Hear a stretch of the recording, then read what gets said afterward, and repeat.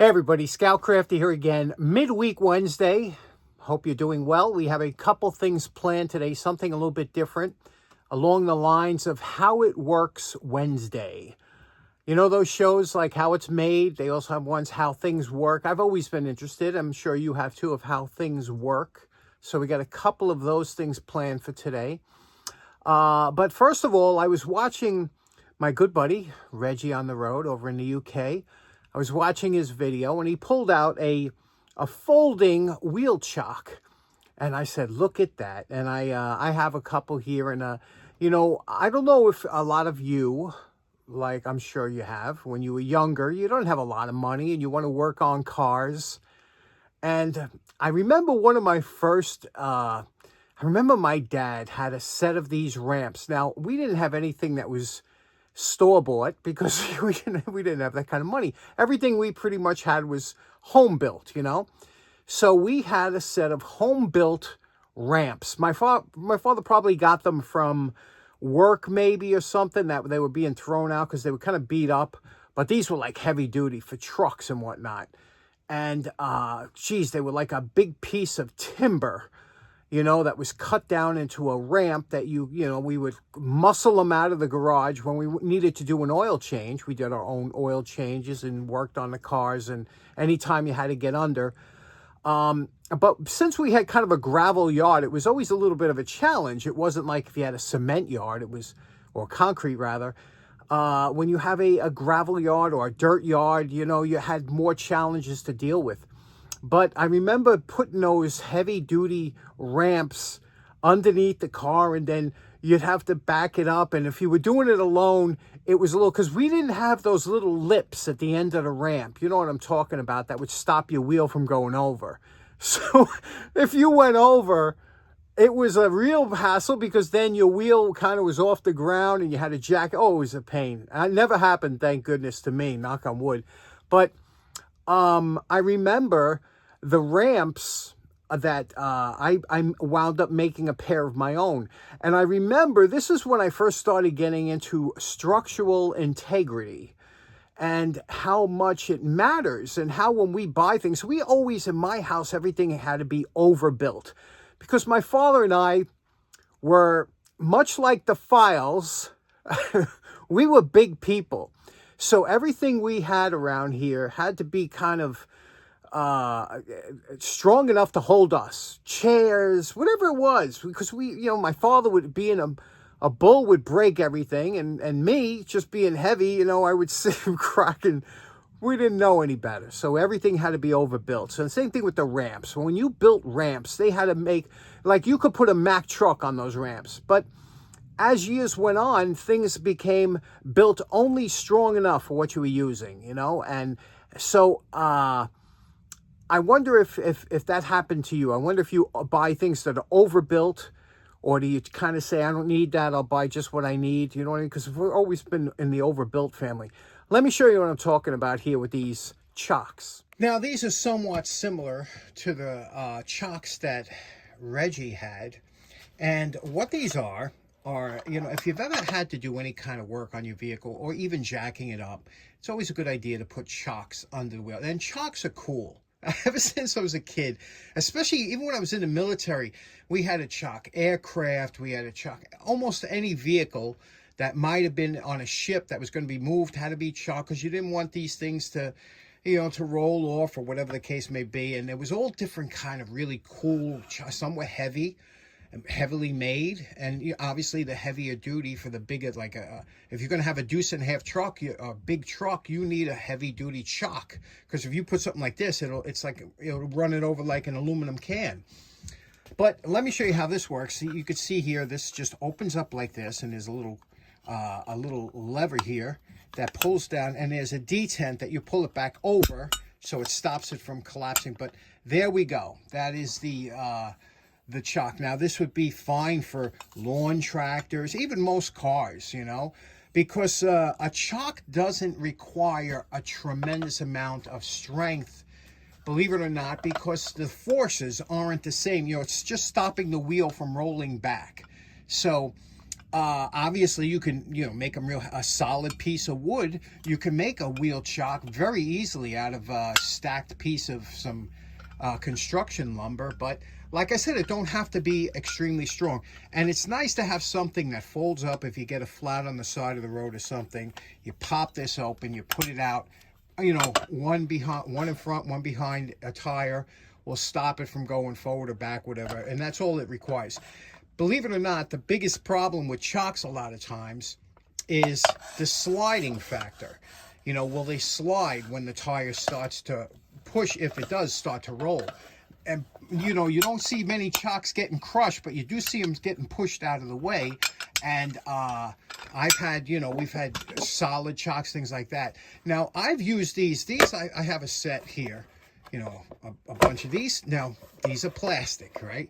Now, you look at these plastics, you say, oh my God, plastic. And we remember we were talking about the ramps. The ramps, when they started off, we made them out of wood, but you can also buy these metal ramps. Remember, there was a whole bunch, when the metal ones, the pressed metal ones came out, and then they had all kinds of sketchy looking ramps that you could buy. And my father never trusted them. He was like, anything that's hollow underneath, we never trust. It could crush, it could tin can on you, whatever. So he was always under the belief of having something solid under there. And even when you're on the ramps, obviously you have to put jack stands, whatever the case, but it's a dangerous thing being under there. But not so much with chocks. Chocks, believe it or not, I've seen guys chock vehicles with their foot. It started to roll, they stuck their foot under the tire, and just so somebody could, it doesn't take a lot of power. And these actually, I've used these, even though they're plastic. But those, when I was talking about those ramps, they do make plastic ramps. And I've seen them before. And the ones that are hollow underneath, I just wouldn't trust, especially because if it gets hot. If it's a hot day and these things start to soften up, or if they've been out in the sun, they can crack. I don't know. But as far as the chock goes, I've used these, and they do work, and they got a curve to it, and they don't get pushed out of the way because they got these little ridges on the bottom, so they're good. But that's my question to you. Do you ever use chocks?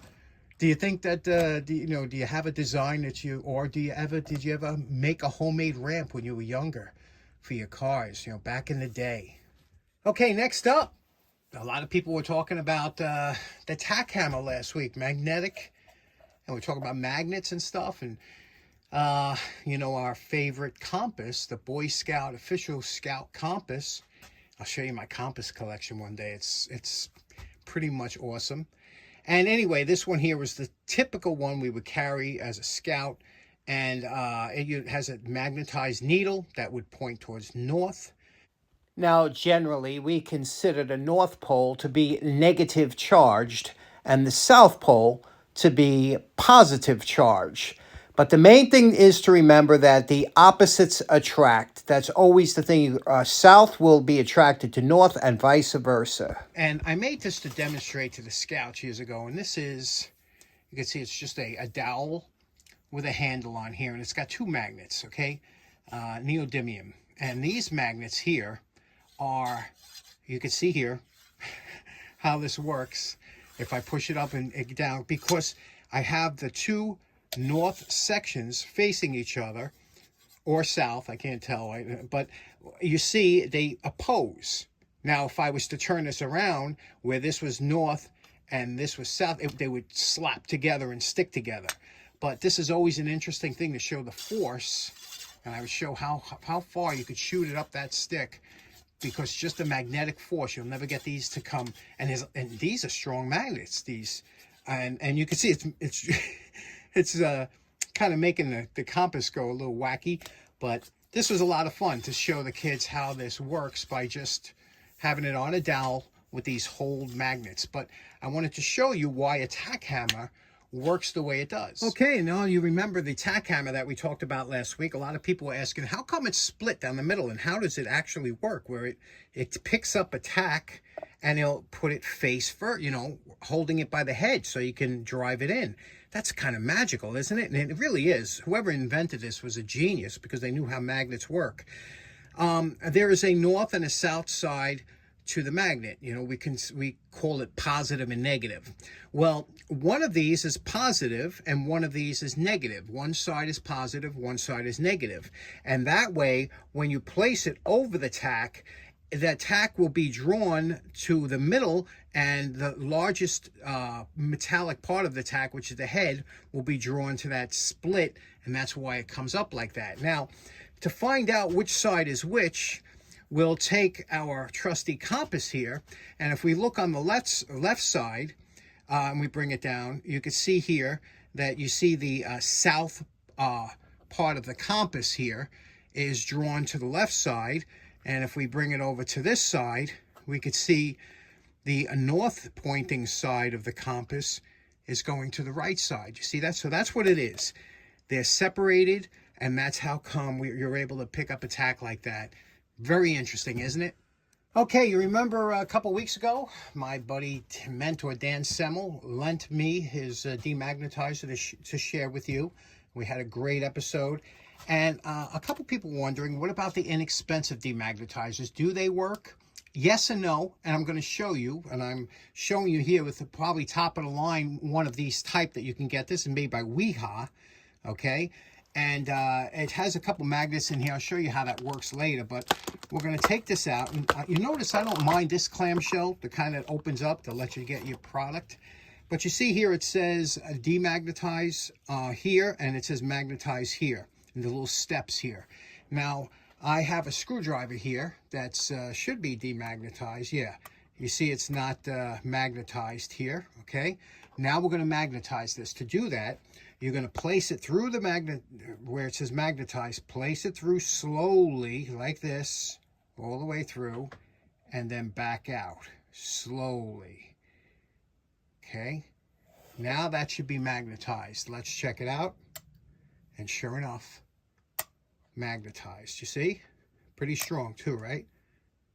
Pretty strong. So that works pretty good. The problem with these have always been demagnetizing. Demagnetizing is always the harder part of magnetizing or demagnetizing something. Now I'm going to show you the best way I found to do this. The best way is to grip it like this, because you want to slowly enter the demagnetizing part like this all the way through, and then slowly pull it out like this. And when you pull it out, you got to pull it away and get about a foot away. Do the same thing again, but on the steps that I showed you before, put it on the steps and bring it back. Okay? There's one step. Remember, there was 3 steps there. We're going to do the same thing on the second one. Go through, slow, pull it out. I know it's a little tedious, but demagnetizing is always much harder than magnetizing. Now the last one. And again, we're going to pull this out slowly for about a foot away. Now this should be demagnetized. Let's see. Okay, see? So that's how that works. A lot of times people have problem with the demagnetizers because they don't follow these steps, and there's nothing in the instructions that addresses the steps. Okay, so unless you know that, you're going to be, you know, SOL. So this one here, it has its uses, but nothing beats the electronic one like Dan had, the one that really puts a lot of, because it does it instantly, quickly, and it really demagnetizes. This might still pick up a little filings or something. There might be still slight, a little bit of magnetizing on here, just a little bit. So there we go. Okay, last up on how it works Wednesday, we have, I was cleaning up upstairs and I came across this beautiful, you know I love these American padlocks, right? But this is a cutaway. And you don't usually see these too often because, like I said, these were either salesman samples or they put these in hardware stores. But there are guys that actually collect these and make their own. Guys that usually have a milling machine, they'll run a mill across there to show you how it works. But I thought you'd be interested in seeing how one of these American locks operate. Now, as you know, they're a very strong lock, but there are 2 ball bearings in there, and you can see them here. You can see one here on the left, and you can see one on the right. And what happens is when you turn the key, this little center cylinder will turn, allowing that ball bearing to go into a pocket, and there's a similar cutout on the other side of that cylinder, allowing this ball bearing to go into that pocket, and that's the only thing that's holding the shackle into the body of the lock. So let me show you. I'm going to turn it, and it's pretty interesting to see how this works. Put the key in, watch closely, watch the ball bearings as they fall into the pocket, and it releases. Again, when you close it, watch what happens. You see what happens when you close it down? That cylinder spins, the ball bearings stop. So it's only a little bit of a ball bearing in these two notches that hold this lock closed. Very interesting, isn't it?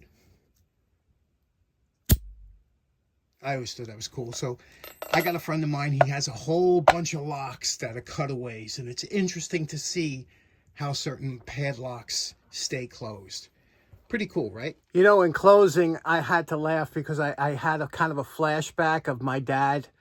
And sometimes when I was younger, my job was to guide my father on the ramps.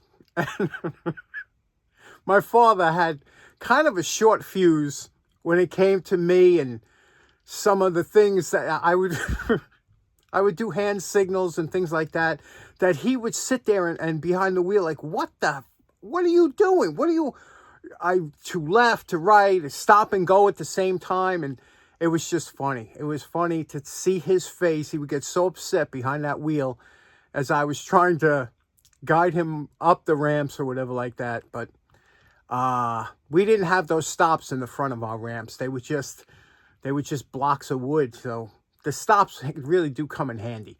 Or the ones that have the little depressions that when you get in, you know you're in, you know. Anyway, let me know your ramp stories in the comments. I hope you have a great day. We'll see you again on Friday. Take care now. Bye-bye.